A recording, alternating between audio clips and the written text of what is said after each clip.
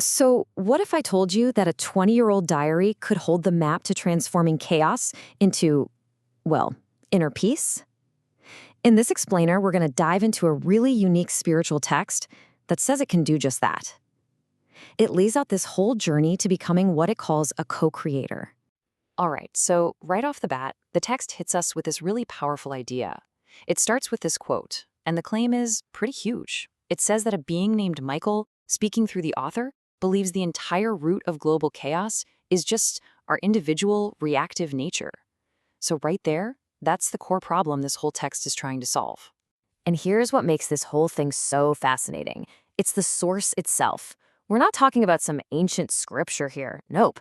This is a personal diary written between 2001 and 2002. It's basically a record of a channeled journey through the Kabbalistic tree of life. I mean, that makes it this very specific, almost time capsule like spiritual artifact, you know? So that all leads to the big question we're trying to answer here, right? What is the actual path this diary lays out? How does it propose we go from our own personal chaos to what it calls cosmic peace?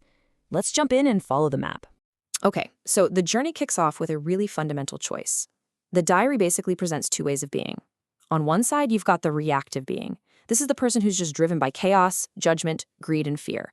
But then on the other side, you have the proactive being, the co-creator, who operates from a place of stillness, compassion, and love. The entire path, the whole point, is about making that shift from the first one to the second. So, where does a journey like this even begin? Well, the first stage of this mystical path, it doesn't start up in the heavens somewhere. Nope, it starts right here on what the diary calls the earthly plane. Now, this earthly plane has a name. It's called Melkuth. It's the very first sphere on the Kabbalistic tree of life, and the text is really clear about why you start here. The logic is simple. You can't build a stable inner world if you haven't mastered your relationship with the physical one first. Everything, and I mean everything that comes later, is built on the lessons you learn right here. And the main tool you're given for this first stage, well, it's surprisingly simple. The diary just hammers it home again and again. Stop, look, and listen. The idea is before you react to anything, before any confrontation, you go through this three-step process. The text claims this is the actual practical key to making that big shift from being reactive to being proactive. But, of course, before you can start climbing, you've got to lighten your load, right? The diary is super clear on this. Your first real task is to deal with your excess baggage. It points to things like aggression, greed, laziness, all the stuff you see here, and calls them the literal roots of a chaotic life. They have to be faced head-on before you can go any further. Okay, so once that foundation is laid and you've started unpacking that baggage, the journey takes a turn inward. The next phase is all about learning to navigate the really complex, and let's be honest, often chaotic, inner worlds of our emotions and our intellect. So here's kind of the roadmap for this ascent. We've already talked about Malkuth, the earthly kingdom. From there, the path moves up through Yesod, which is all about emotion, then Dahad, the world of truth, and then onward to Tifereth, the heart. The diary presents each of these spheres as a brand new inner world you have to explore and master. So that first stop after the earthly plane, that's Yesod. And this is the realm of emotion, intuition, and dreams. The whole game changes here. It's not about the outer world anymore. Now, it's all about navigating the ebb and flow of your own inner tides. And that's a really logical next step, isn't it?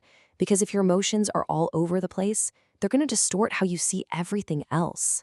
So to really master this emotional realm, the diary lays out some very specific hurdles you have to get over. Things like vanity, idleness, obsessive behavior, and especially that tendency to just be a follower. The whole point here is to achieve a kind of emotional independence.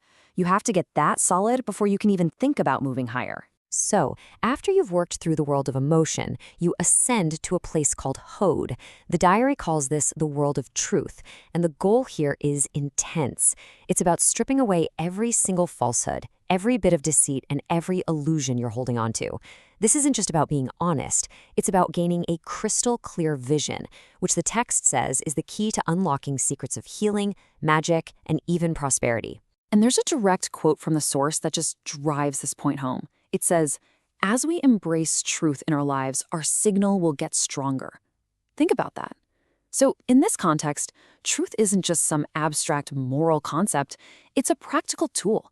It's like tuning a radio. The more truth you embrace, the clearer your spiritual reception becomes. All right, so we've worked on the physical foundation, we've navigated the world of emotions, and we've cleared things up in the world of intellect and truth. Now the journey takes us to the very heart of the warrior, where all these themes of healing, strength, and devotion start to merge. And this place is called Tifereth. It's described as the absolute heart of the Tree of Life. This is the center point for healing, for balance, for beauty. And according to the diary, it's here, deep inside, that the vision of the Holy Grail finally awakens. It's a place of really profound devotion. From there, we enter Gibora, the realm of the mighty warrior. Now, I know what you're thinking. That sounds kind of aggressive, right? But the text is really careful to frame this as an internal process. This is about finding the strength inside yourself to tear down all those old foundations you built on falsehoods, so you can build something new, something strong, on a foundation of truth. And to actually do this, the spiritual warrior is given a set of symbolic tools. You get the sword to cut through your own inner darkness, the spear to fight negative thoughts from a distance, and armor to protect yourself from negative forces. Again, this isn't about literal battle. It's all equipment for that inner fight against stuff like cruelty and your own fear. And this quote really connects that warrior idea to the ultimate goal of the whole journey. To be an Adam Kadmon, you must be a warrior within. You must face your demons. So what's an Adam Kadmon? Well, that's the term the text uses for the fully realized divine human. It's the endpoint of the entire transformation. Okay, here we go. We're now reaching the final stages of the ascent. We're moving towards the ultimate source of wisdom and creation, at least as it's described in this incredibly personal diary. This climb brings us to Chakma, which is the sphere of supreme wisdom. At this level, the journey's ultimate goal finally comes into focus: to see the divine face to face, and to finally truly understand the perfect order of the entire universe. And this is it. This brings us to that final identity, the culmination of the entire journey, the co-creator. So let's break that down. A co-creator, in this context, is defined as a proactive being whose own personal will is perfectly, and I mean perfectly, aligned with the divine will. And they're consciously working to bring peace to the world. And the diary actually includes this final message, which it attributes to a group of beings called the Elohim. Together we can bring peace to Earth. You are co-creators. Go forward, my children. This message really frames the entire personal journey as something bigger, a mission with a global purpose. It shifts it from just being about individual enlightenment to being about collective action. Which leaves us with a final thought to chew on. This 20-year-old text describes a very mystical, very personal path to becoming a co-creator. So the question I want to leave you with is this. In our modern, and let's face it, often chaotic world, what does that idea even mean for us today?